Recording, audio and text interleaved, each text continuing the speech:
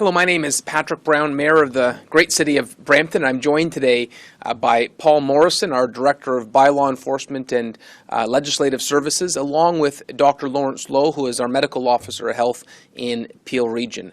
And this is our weekly COVID-19 update on the efforts that we're undertaking in Brampton and Peel Region. Before I get into COVID, I just want to mention that last week was a great week for municipalities. Obviously, on Wednesday, the Government of Canada announced a $15 billion fund for public transit over 8 years, and we know there's some exciting projects in Brampton that will certainly, we hope, be part of that federal rollout of infrastructure funding for transit. And just on Friday, we had a meeting of big city mayors of Canada, and we are having a very positive conversation with the Government of Canada on the continuation of the Safe Restart Agreement.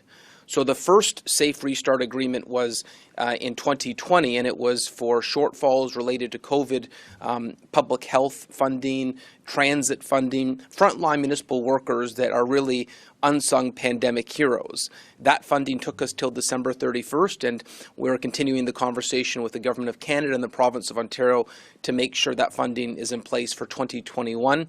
The last thing we can afford right now is to have those critical frontline budgets be empty in 2021 when we know the work of public health and other frontline municipal workers. That funding needs to be available because we're still in the mix of this pandemic.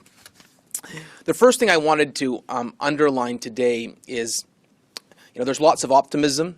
Kids are back in school where they should be learning, and today's the first day in Peel Region that we have students back in school. Obviously, yesterday, due to the snowstorm, it was delayed. And as much as there's lots of optimism, there are some concerns that it's important to pay attention to. And we had this conversation with GTHA mayors yesterday and with public health. Peel Region is seeing more reports of variants of concern in our community, particularly in Mississauga. As of today, Peel Public Health is aware of 45 cases with confirmed variants of concern, with 200 pending confirmation.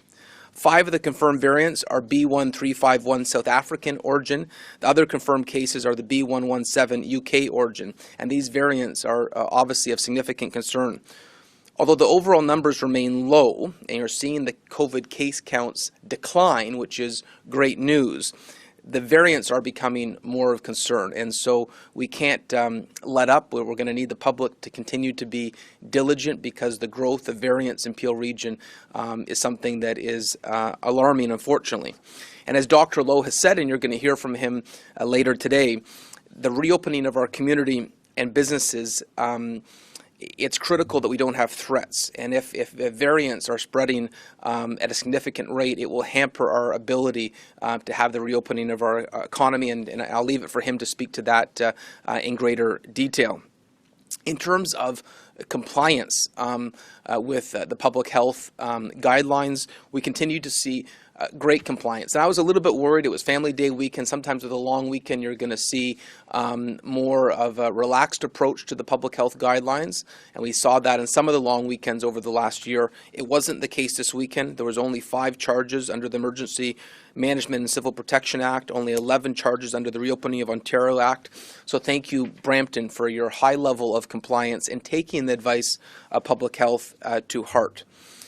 In terms of a hospital update, with the Osler Health System, I've got an update from Dr. Naveed Mohammed, and he wanted to share that Osler, throughout their sites, has performed 359,000 COVID-19 tests.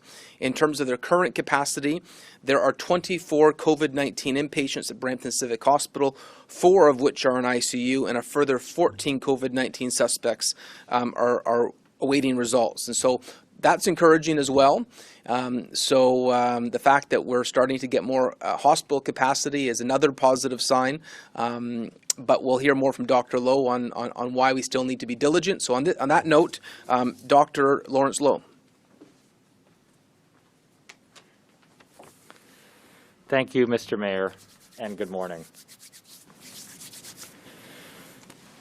This week, Brampton's test positivity sits at 7.7%, which is flat from 7.9% last week. with a weekly incidence rate of 137.2 per 100,000, which is only slightly down from 155 per 100,000 cases last week. Our rate of decline has started to slow, and the stabilization that had been taking place in our hospitals has also started to plateau. This leaves our situation very precarious, as it appears overall trends in our community are being driven by two underlying patterns going in different directions. The original COVID-19 strains identified in our community continue to decline, which is favorable, but the variants of concern are accelerating in growth. And as Mayor Brown identified, over the last week we have gone, just in 7 days, from 5 reported cases of variants of concern to 45, with over 200 additional cases that have screened positive. The screening test is highly accurate, so it's almost certain that all 200 of those could be confirmed as a variant of concern shortly. While some of this is explained by increasing screening by our provincial laboratory partners, our investigation into variant clusters in our region have identified additional concerning findings. We have confirmed that the variants appear to be more transmissible, seemingly linked to much shorter interactions, as opposed to the typical close contact that is needed to transmit the original strain. While we are grateful and glad that all of the long-term care residents in our region have now been offered 2 doses of vaccine, we are still largely unvaccinated as a community, and many in our community remain vulnerable. This means that opening too quickly risks another surge of cases, hospitalizations, and deaths, just as vaccines are on the way. On that, the province has signaled that we will see more vaccine in the coming weeks. As soon as we get supply, Peel Public Health will work with our partners to restart vaccination for our highest risk healthcare workers, which are providers in long-term care and in the emergency room, on COVID wards, in ICU, etc. I'm also excited to hear that allocation is coming for our seniors over 80+. I know that they have been very patient, and once that allocation arrives, we will work quickly with our partners to deploy those doses. I'm also glad that our children are back in school today. The precautions taken in those settings will help them derive the significant benefits of in-person learning and keep variants out of that setting. However, keeping kids in school and avoiding another lockdown means we must also keep our community cases under control. With the variants here and growing, I see 2 ways forward in the next 2 weeks. Can we reassess our anticipated return to the provincial framework? Holding the status quo for just 1 incubation period, 14 days, will allow us to better see where the variant trends go and review any impact that school reopening might have on community contacts and transmission. Failing which, if we are to return to the provincial framework as of next week, then I ask that we finally address the issues facing our essential workforce. Blitzes, rapid testing, paid sick days and protections for temporary and contract workers. We've said this for months, and that is the balance that we must target if we are going to return to the provincial framework as of next week. Simply put, more testing and isolation centers are no good if you can't take time off work to use them. I know everyone is tired, but I also know that we can't afford a third wave and a painful lockdown. So the next few weeks are crucial for our kids, for our businesses, for the success of our vaccination program, and for the most vulnerable among us, as they have always been. Help is on the way, vaccine, spring weather, and so we really need to make sure we get this right. And no matter what gets announced in the next few weeks, I ask our residents to continue doing the tremendous work they've been doing in holding the line, staying home as much as possible, and beating back COVID-19. Thank you, and I'll pass it back to Mayor Brown. Thank you, Dr. Lowe, and now we're happy to take some questions. Graham first from the Brampton Guardian first. Good morning, guys. How's it going? First question is for Dr. Lowe. Dr. Lowe, it doesn't sound like you're very optimistic about us opening up in the next week or sort of easing restrictions the next week. I'm just wondering what some of your concerns are, and are you recommending that we stay in lockdown? Thanks very much, Graham, for the opportunity to clarify. The the recent condominium cluster in Mississauga, as well as some additional clusters of variants of concern that we're exploring in our community, are certainly in the back of my mind when we are moving forward. As I mentioned, we are seeing a significant growth in the variants that are being detected in our community. And I know it's not news that people want to hear, but I think just holding on for a couple more weeks will allow us to really figure out what the picture is, to try to get things under control, to try to make sure that the school reopening goes off without a hitch. So I've certainly laid out 2 recommendations. So ideally, if we could try to pause and hold the status quo, that would be ideal. However, in the event that we are unable to do so, then I really ask that we sort out the situation with our essential workers. That problem hasn't gone away. Thanks for the question. Okay. My follow-up would be for Dr. Lowe as well. Now, I guess a couple of weeks ago, it wasn't particularly clear that the vaccine worked on the South African variant. Are we seeing any? Has there been any update on that? Is it effective or is it showing any effectiveness for the new variant, the South African one? Thanks for the question, Graham. Actually, the 2 approved products in Canada are not known to have any issues in addressing the B1351 variant that was originally detected in South Africa. There are questions of its effectiveness in moderate and severe illness for the AstraZeneca vaccine, which is currently still under review with Health Canada. I imagine when that vaccine, the AstraZeneca vaccine, is vaccinated, we will receive guidance from our federal partners as to how best to deploy that vaccine in our community. Thanks for the question. Okay, Irene from 680 News. Good morning. My question is about vaccines. So once you get the doses, are there plans for mass vaccination sites? So, and Dr. Lowe may want to speak to this as well, but we're ready. It's all about vaccine supply. The sites have been identified, the modes of vaccinations have been identified, and I have to implore, we need supply. And it's frustrating in Canada that we don't have adequate supply right now. I want to see our residents vaccinated, and I turn on the news and see the numbers being vaccinated in other countries like the UK or the US or the UAE or Israel, and it makes you envious. And I hope that supply, which has been very slow in coming, that we're going to see that expedited. And I'm sure the Government of Canada is hearing that daily in the House of Commons, but the supply needs to increase. And there'll be no delay on a local level in terms of our ability to make sure those in need get the vaccine. You know, that's been ready for months. My follow-up is to Dr. Lowe about the variants and the clusters that we're seeing.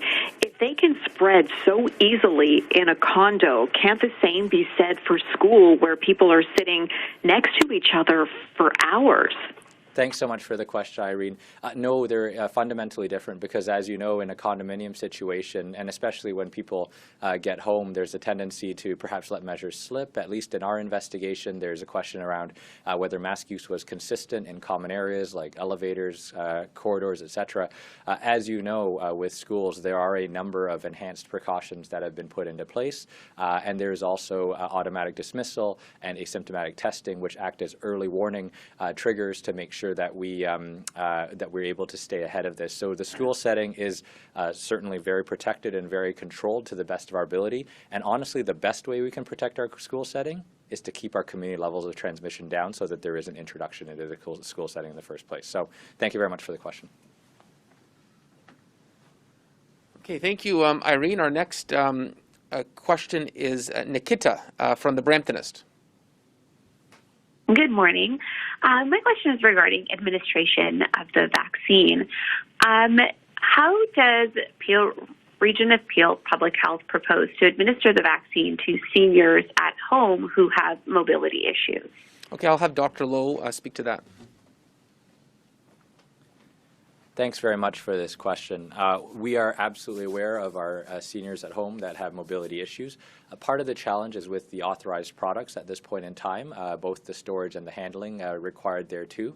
But we are working very closely with our transportation partners across the region, as well as our primary care partners, to really figure out if there's a way, perhaps either through home visits or through other means, to actually get them to vaccination sites and centers.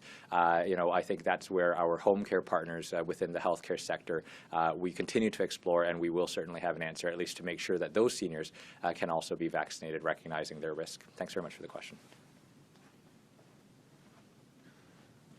Okay, our next question is Nitin Chopra from Prime Asia TV. Good morning. My first question is to Dr. Lowe. Dr. Lowe, now the Ontario is seeing more than 300 variants of all these three kinds. How effective is the Moderna, Pfizer, and AstraZeneca vaccine against these variants? If it is effective, then how effective? Because some countries report, we are reading that their vaccines are not effective against those. What is the condition here in Canada? So thanks, Nitin. Just to repeat again my answer to Graham, the AstraZeneca vaccine, which is currently in process of being reviewed by Health Canada, has had questions around its effectiveness against the 1351 variant specifically in South Africa. There is no indication of any issues with the two approved products in Canada, to my understanding. Certainly, if there are any changes around that, our federal partners would advise through the National Advisory Committee for Immunization. Thanks very much. Thank you. My follow-up is for Mayor Brown. Mayor, for the university in Brampton, we got a reply from the province that they are awaiting a project report or a proposal from City of Brampton. They said only a submission and the formal talks are going on. Your words on that? Also, the councillor is bringing a motion in the city today for reduction of the auto insurance. What do you have to say on both these subjects? So on the issue of Brampton University, the discussions with the province continue to go well. We've had two different submissions, and we continue to get closer to the pathway that would lead to Brampton finally having our own post-secondary infrastructure, and so I'll leave that to the province to determine of when that's going to be announced. But I would just say that the conversations have been very positive so far. In terms of the auto insurance motion from Councillor Dillon, I support it. I certainly think it's unfair that Brampton pays some of the highest auto insurance rates in the country. And when I was in the provincial legislature, I advocated to end postal code discrimination. The fact that insurance companies can have these surcharges based on where people live doesn't seem fair, and I do hope that it's going to be revisited. It's regulated at provincial level, but I will support Councillor Dillon's advocacy on insurance rates. We have time for one more question, so we'll go to in Brampton, Steve Picard from in Brampton. Steve from in Brampton, can you hear us? Yes. Question for Dr. Lowe? Thanks, Steve. Go ahead. Hello? Hi, Steve. Oh, hi, Dr. Lowe. Yes, as far as the outbreak at Mississauga condominium, can you say how many people were tested and if more cases of variant were found? Yeah, thanks very much, Steve. At this time, the results are still coming back in, and it will take some time to integrate it into our investigation analysis. But I understand that our provincial laboratory partners tested over 500 residents. Quite a number of residents were actually not in the condo at the time, and so they have also been advised through a letter that they should get tested at an assessment center, so those numbers may continue to rise. Thanks for the question. Time to ask another? Sorry, is there a follow-up question, Steve? Yes, for the mayor. Yes. Yesterday, the Prime Minister said that he'd give municipalities the authority to ban handguns. I know the province could still stop that, but do you think the City of Brampton will move to ban handguns? So I'm waiting to see the details from that announcement. I only saw the news coverage. Having said that, in principle, I support more gun control. The less guns in our community, the better. And if there are avenues available to reduce the number of firearms within an urban environment, I would obviously be supportive. We've struggled with gun and gang crime across the GTA, and any tool that's put on the table that will help us reduce the number of guns in our community would be a welcome one. But once again, we'll await the details on what the municipal role is in this and what mechanisms the federal government is offering. So that covers our COVID-19 briefing today. I've got to go to our City Council meeting that's about to start in a few minutes, but thank you for tuning in. And as always, stay safe and listen to the advice of Peel Public Health.